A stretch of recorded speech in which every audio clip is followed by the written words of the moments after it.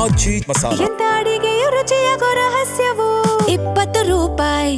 ದೆಹಲಿಯಲ್ಲಿ ಈಗಾಗಲೇ ವಿದ್ಯಾರ್ಥಿಗಳ ಪ್ರತಿಭಟನೆ ಕೂಡ ಜೋರಾಗಿದೆ. ಈಗಾಗಲೇ ಕೇಂದ್ರ ಶಿಕ್ಷಣ ಸಚಿವರ ರಾಜೀನಾಮೆಗೂ ಕೂಡ ಒತ್ತಾಯ ಹೆಚ್ಚಾಗ್ತಾ ಇದೆ. ಈ ವಿಚಾರವಾಗಿ ಮಾತಾಡಲಿಕ್ಕೆ ಮಾಜಿ ಸಚಿವರು ಶಾಸಕರಂತ ಯತ್ನಾಳ್ ಇದ್ದಾರೆ. ಬನ್ನಿ ನೇರವರನ್ನ ಮಾತಾಡಿಸ್ತಾ ಹೋಗ್ತೀನಿ. ಸರ್, ಈಗ ಕಾಂಗ್ರೆಸ್ ದೊಡ್ಡ ಮಟ್ಟಿಗೆ ಹೋರಾಟವನ್ನು ಮಾಡ್ತಾ ಇದೆ, ವಿದ್ಯಾರ್ಥಿಗಳಿಗೆ ಬೆಂಬಲವನ್ನು ಕೂಡ ಕೊಟ್ಟಿದೆ. ಈ ಒಂದು ವ್ಯವಸ್ಥೆ ಸಂಪೂರ್ಣವಾಗಿ RSS ವ್ಯವಸ್ಥೆ ಶಿಕ್ಷಣವನ್ನ ಬುಡಮೇಲು ಮಾಡ್ತಾ ಇದೆ ಅಂತೇಳಿ ಈಗಾಗಲೇ ಮಲ್ಲಿಕಾರ್ಜುನ್ ಖರ್ಗೆ ಅವರು ಕೂಡ ಟ್ವೀಟ್ ಮಾಡಿದ್ದಾರೆ. ಮಲ್ಲಿಕಾರ್ಜುನ್ ಖರ್ಗೆ ಅವರಿಗೆ ಮತ್ತು ಪ್ರಿಯಾಂಕಾ ಖರ್ಗೆ ಅವರು RSS ಬಿಟ್ಟರೆ ಉದ್ಯೋಗ ಇಲ್ಲ ಅವರಿಗೆ. ಅವರು ದೇಶದಲ್ಲಿ ದಂಗೆ ಎಬ್ಬಿಸಬೇಕು. ಈ ಒಂದು ಒಳ್ಳೆಯ ಕೇಂದ್ರ ಸರ್ಕಾರ ಏನು ಮೋದಿಯವರು ಭ್ರಷ್ಟಾಚಾರ ರಹಿತ ಸರ್ಕಾರ ಕೊಟ್ಟಿದ್ದಾರೆ, ಬುಡಮೇಲು ಮಾಡಬೇಕು ಅಂತ ಒಂದು ದೊಡ್ಡ ಸಂಚು ಈ ದೇಶದಲ್ಲಿ ಪಾಕಿಸ್ತಾನದ ಒಂದು ಬೆಂಬಲವಿರುವಂತಹ ಇದೇನು CJP ಇದೆಯಲ್ಲ, ಕಾಕ್ರೋಚ್ ಜನತಾ ಪಾರ್ಟಿಯ ಮೂಲಕ ನಮ್ಮ ದೇಶದಲ್ಲಿ ಅರಾಜಕತೆಯನ್ನು ನಿರ್ಮಾಣ ಮಾಡಬೇಕು.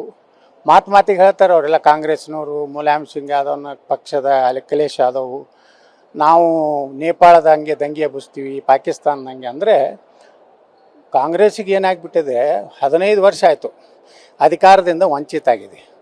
ಅದಕ್ಕೆ ಹಿಂದೆ ಒಮ್ಮೆ ಅಟಲ್ ಬಿಹಾರಿ ವಾಜಪೇಯಿ ಒಂದು ಮಾತು ಹೇಳಿದರು, ಕಾಂಗ್ರೆಸ್ ಅಧಿಕಾರ ಇರ್ಲಿಕ್ಕಂದ್ರೆ ಅಧಿಕಾರಕ್ಕಿದ್ದಾಗಿನಕಿಂತ ಅಧಿಕಾರ ಇಲ್ಲಾರ್ದಾಗ ಭಾಳಷ್ಟು ಡೇಂಜರ್ ಇರ್ತದೆ ಅಂತೇಳಿ.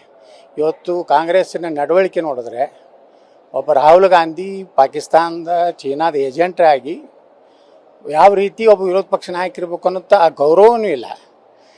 ಅವರು ಅರೆಸ್ಟ್ ಮಾಡುತ್ತಿದ್ರೆ ಕೈಕಾಲು ಜಾಡಿಸೋದು, ಅವರ ತಂಗಿ ಅದೇನು ಘೋಷಣೆ ಕೊಡೋದು, ಅದೆಲ್ಲ ನೋಡಿಬಿಟ್ರೆ ಕಾಂಗ್ರೆಸ್ ಸಂಪೂರ್ಣವಾಗಿ ಹತಾಶೆ ಆಗಿಬಿಟ್ಟಿದೆ.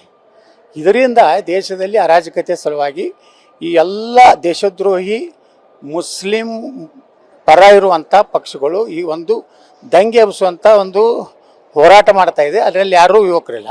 ಹಾಗಾದರೆ ನಾನು ಮಲ್ಲಿಕಾರ್ಜುನ್ ಖರ್ಗೆ ಅವ್ರಿಗೆ ಕೇಳ್ತೀನಿ, ಕರ್ನಾಟಕದಲ್ಲಿ ನಿರುದ್ಯೋಗ ಯುವಕರು ಯಾವುದೇ ಭಾಗದಾಗ ಅವರು ಪ್ರತಿಭಟನೆ ಮಾಡ್ತೀವಿ ಅಂದರೆ ಅವ್ರಿಗೆ ಪರವಾನಗಿ ಕೊಡೋದಿಲ್ಲ.